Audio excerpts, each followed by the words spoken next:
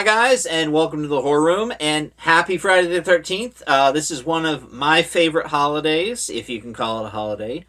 Most people stay inside, they're avoiding the bad luck, but I love Friday the 13th. It's one of those magical days that happens every so often, and it just reminds us, hey, Friday the 13th, Jason Voorhees is a thing, so let's celebrate some of that. And I decided, hey, let me show you guys my top 13 Friday the 13th items that I own.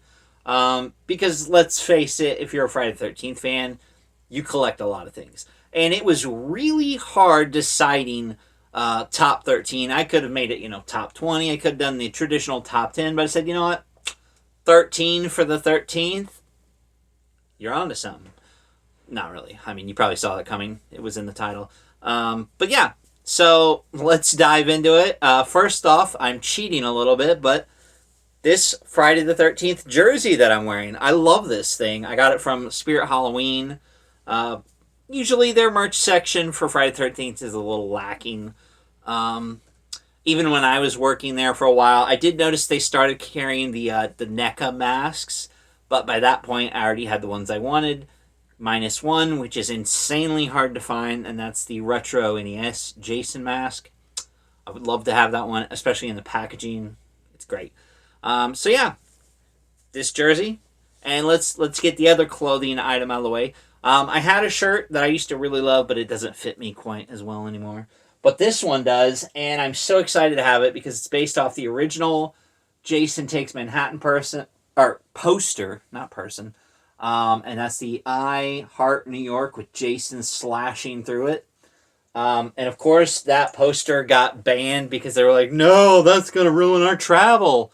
For a fictional character, yeah. Now, I do have a lot of posters, and I was going to include some of those, but I didn't want to drag them down. And I didn't want to be like, hey guys, come on over here and let's look at the posters. But I got a ton of Friday the 13th posters. And I decided to mix it up for the stuff I own. I didn't include any NECA Ultimates.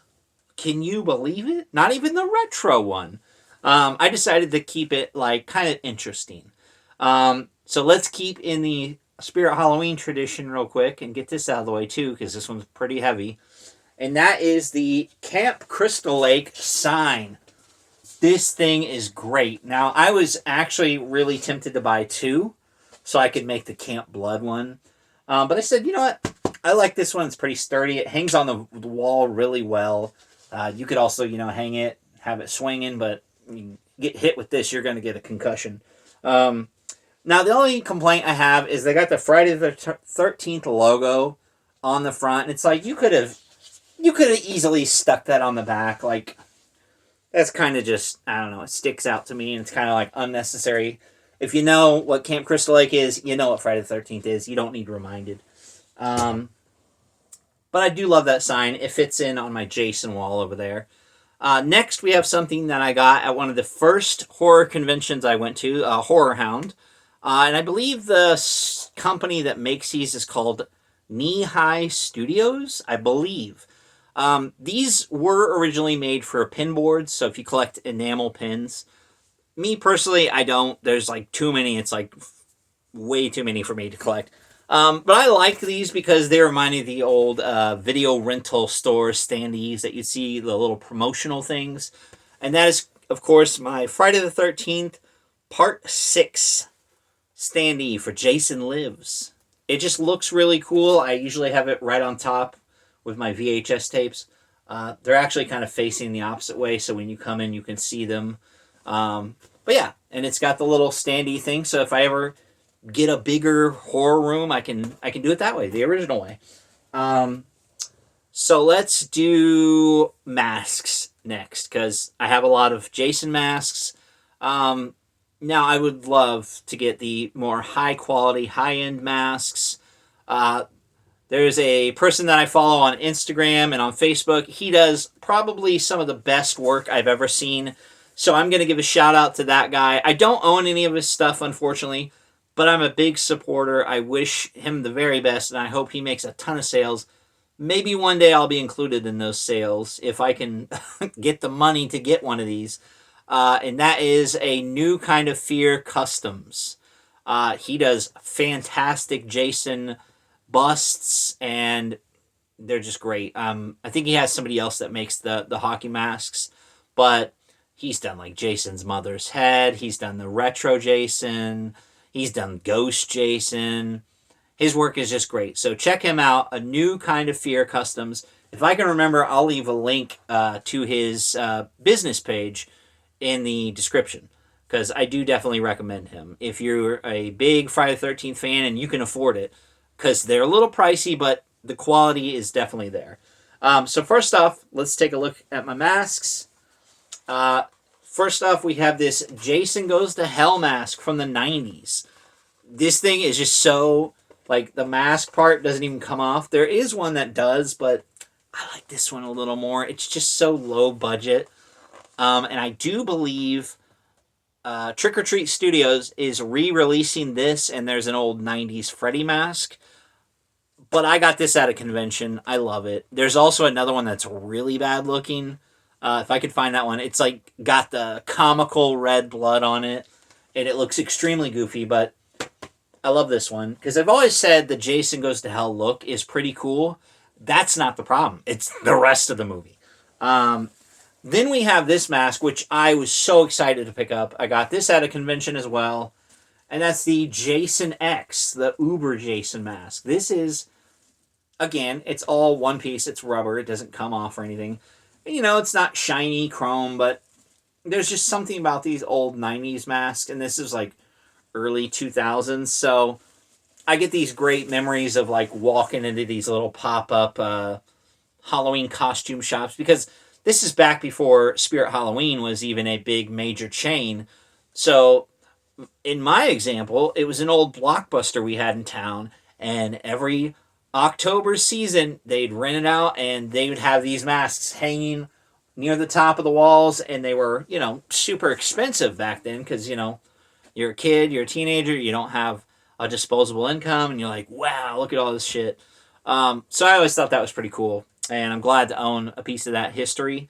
Next, we have something that I'm technically cheating. It's not technically Friday the 13th March, but I still had to have it, and I still consider it part of my Friday the 13th merch.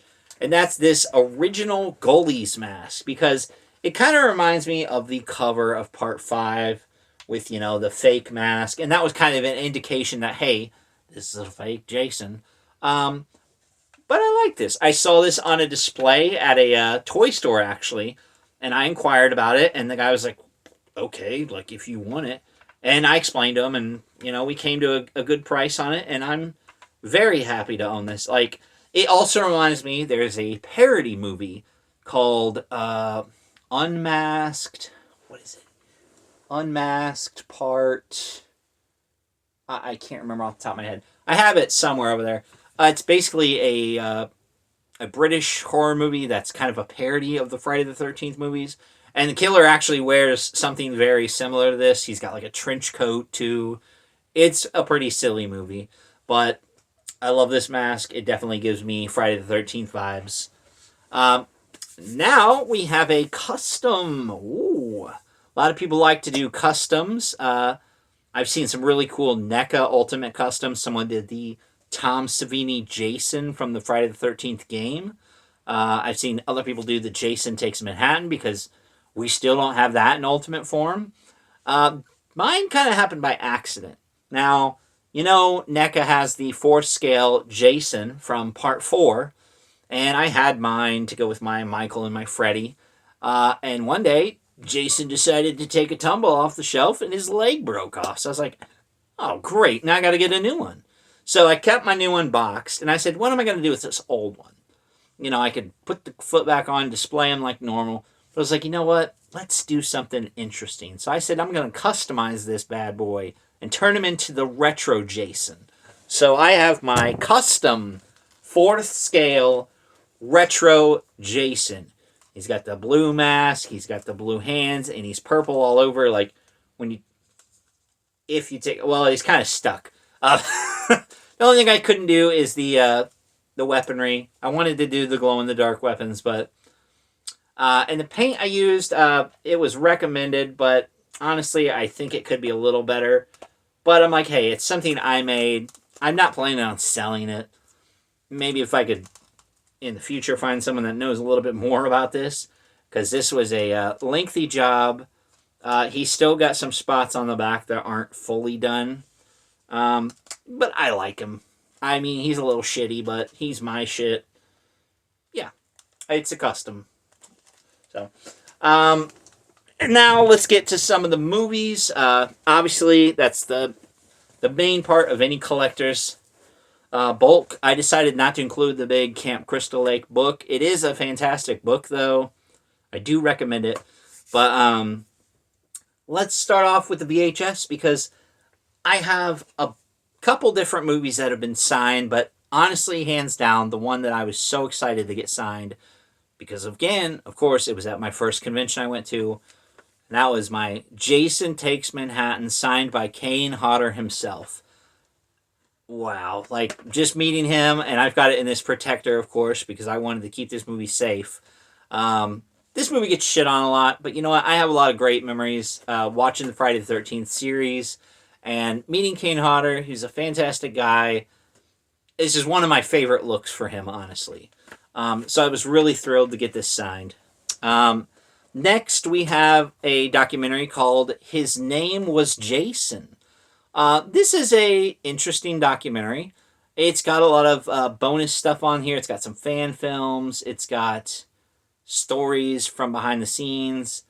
And it's got a lot of interesting interviews. And one of the interviews that they have on here is James Rolfe, which is kind of funny. He's kind of, internet personality, angry video game nerd. But yeah, he's included on here, and I think that's kind of interesting. But you also have a lot of people from the movies like Greg Nicotero. You have Kane Hodder, Harry Manfredini, Betsy Palmer, Sean Cunningham, Adriana King, Amy Steele, Ari Lehman, who is the first Jason, of course. Yeah, so you got a lot of great people from the films. It's a good documentary. It's decent. But then you have what I consider to be the deluxe documentary, and that is the Crystal Lake Memories. They made the book, and they also made a documentary. And this is a long damn documentary. It is 400 minutes. So yeah, it's got split into 2 discs.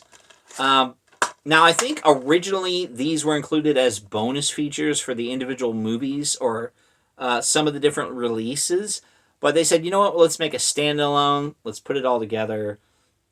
And it's fantastic. It covers everything from the beginning all the way to the 2009 reboot, remake, whatever. So this is a more in-depth documentary. It's definitely very long, but I would definitely recommend it to hardcore Friday the 13th fans. Next, we have a couple of box sets. This one, I just love the presentation for this one. Don't get me wrong, I have the Scream Factory one. I love that one a lot, but I had to say, you know what? Everyone loves that. Let's be a little more unique about it. So here we have one of the first Blu-ray ones that they did. And this was great. It came in a steel tin. I don't have the steel tin, unfortunately, or the patch, but I do have the book. And each section for the movie has like some of them do. Little facts for each movie. But you got like a little bit of artwork for each film. Some of the things they chose are a little odd. Like, they could have featured some more characters. Also, the way you get the discs out, I'm not a big fan of pulling them out like this. But it is what it is. This covers Freddy vs. Jason and the remake. And it's also got the bonus DVD. So, this is a pretty complete collection. I can't remember if the Scream Factory one has Freddy vs. Jason or not. I don't believe it does. I could be wrong, though. And I know Arrow's been releasing, like, they got 2009, they got Jason Goes to Hell. I have the Jason X one, of course. But I would love to get Freddy vs. Jason, or the other two if I could find them for a reasonable price. But I had to get the Jason X one, because it's guilty pleasure. But I like this set. It's pretty underrated. It's pretty good. And last but not least, we have one of my favorite sets just because it has a little Jason mask included. And that's this box set, the Ultimate Collection Limited Edition DVD Collection. Yeah. Mine's 377 out of 50,000. Oh, so rare. But it comes with the 3D glasses. Let me see if I can get in here.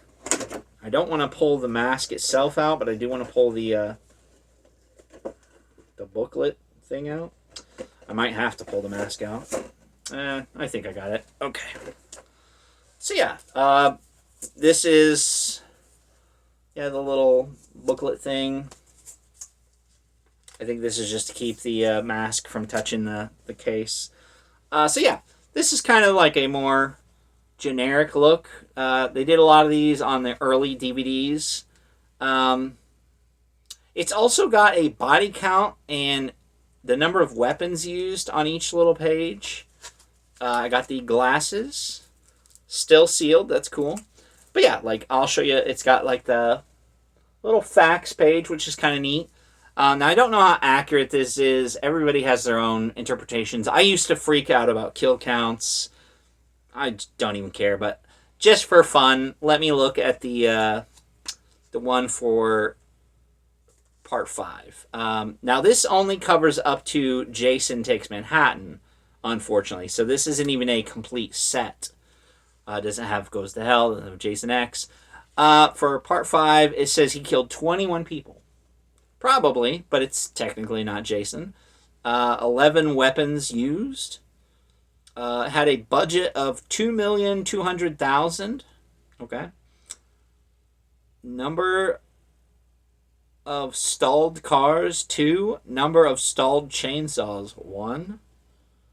Number of words spoken by Tommy Jarvis, 24. That's pretty funny.